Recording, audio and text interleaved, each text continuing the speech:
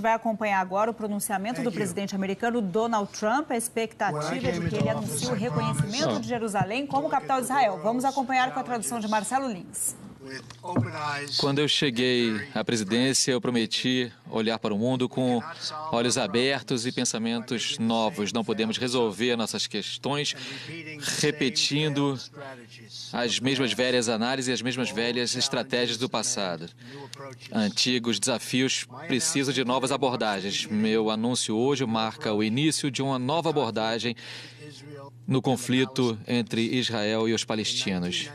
Em 1995, o Congresso adotou a lei da embaixada em Jerusalém, determinando que o governo federal realocasse a embaixada americana em Jerusalém e que reconhecesse que esta cidade, e muito importante, é a capital de Israel. Essa lei passou no Congresso por uma enorme maioria dos dois partidos e foi reafirmado num voto unânime no Senado apenas 6 meses atrás. Mesmo assim, por mais de 20 anos, todos os presidentes americanos que me antecederam exerceram a renúncia a essa lei, recusando-se a transferir a embaixada para Jerusalém ou mesmo de reconhecer Jerusalém como a capital de Israel. Os presidentes foram assinando essas renúncias, acreditando que talvez adiando o reconhecimento de Jerusalém como capital pudesse favorecer a causa da paz. Alguns dizem que faltou-lhes coragem, mas eles fizeram seu melhor julgamento baseados em fatos, como eles entendiam esses fatos na época. Mesmo assim, aí está o registro.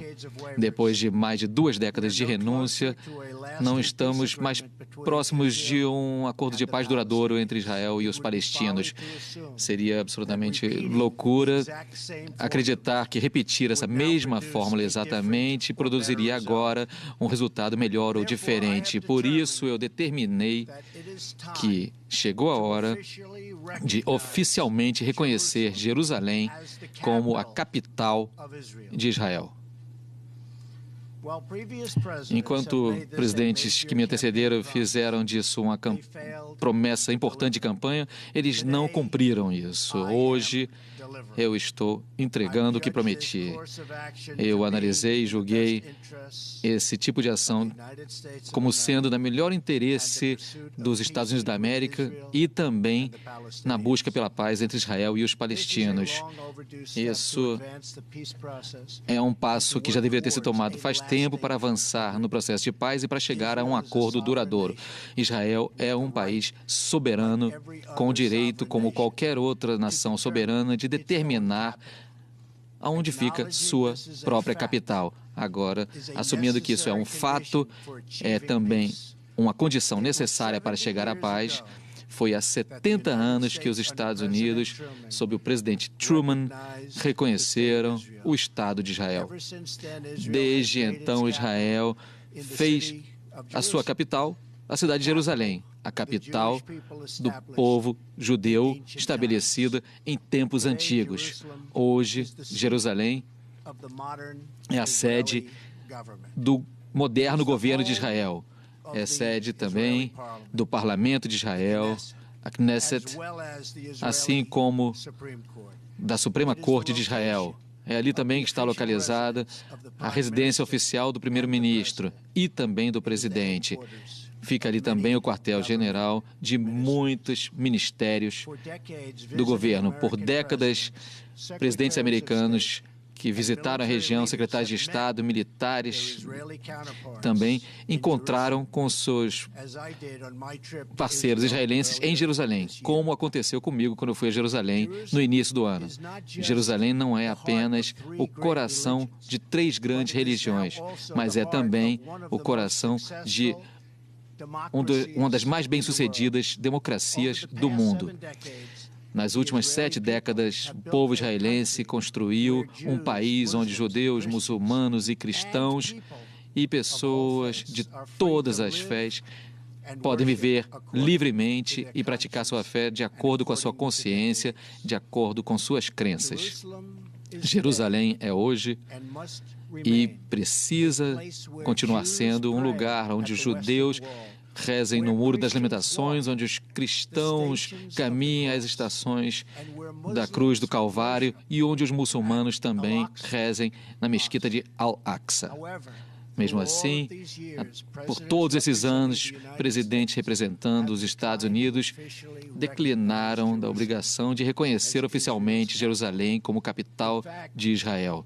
Na verdade, nós desistimos também de reconhecer qualquer capital para Israel, mas hoje, finalmente, reconhecemos o oposto. Jerusalém é a capital de Israel.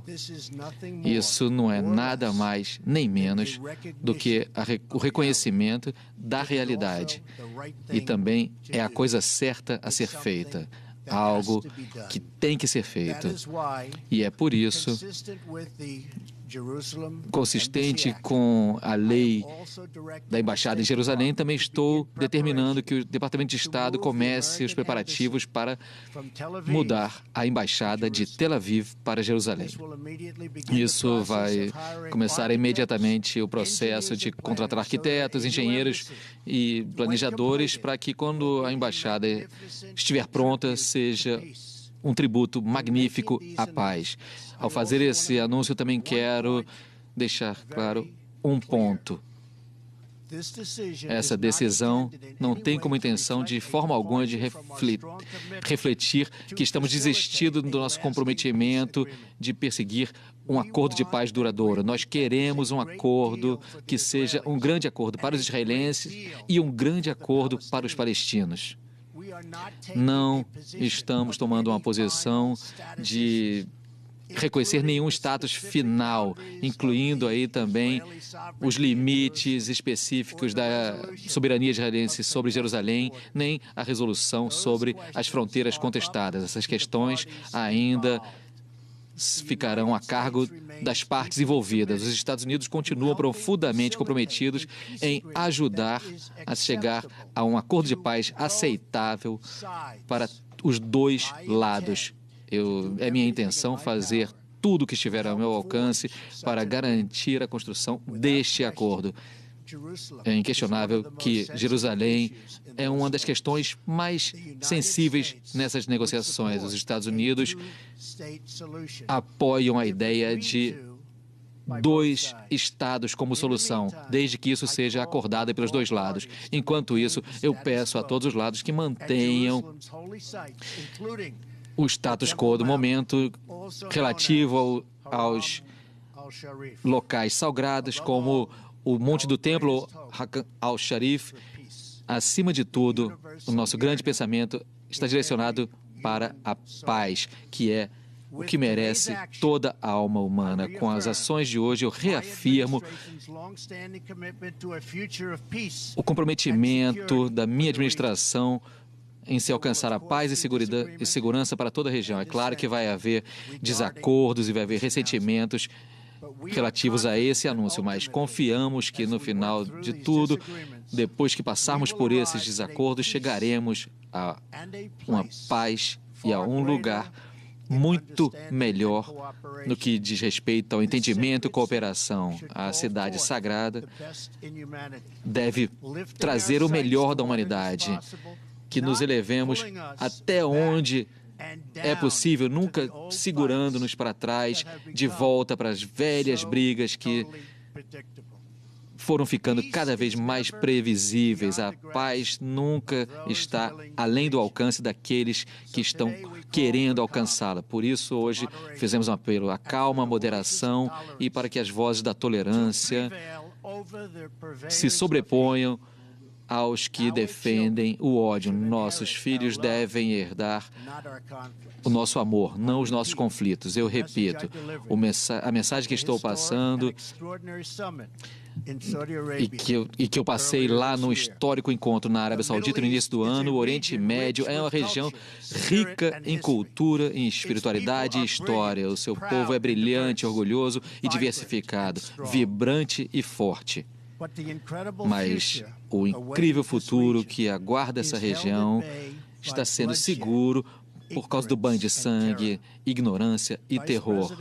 O vice-presidente Pence vai viajar à região nos próximos dias para reafirmar o nosso comprometimento de trabalhar com os parceiros do Oriente Médio para derrotar o radicalismo que ameaça as esperanças e os sonhos das gerações futuras. Chegou a hora para os muitos que querem a paz, que expulsem os extremistas do seio deles. É tempo, a hora é chegada para que todas as nações civilizadas e os povos respondam aos desacordos com debate razoável e não violência. E é tempo também para que jovens e moderadas vozes por todo o Oriente Médio peçam para si mesmas e defendam um futuro brilhante e bonito.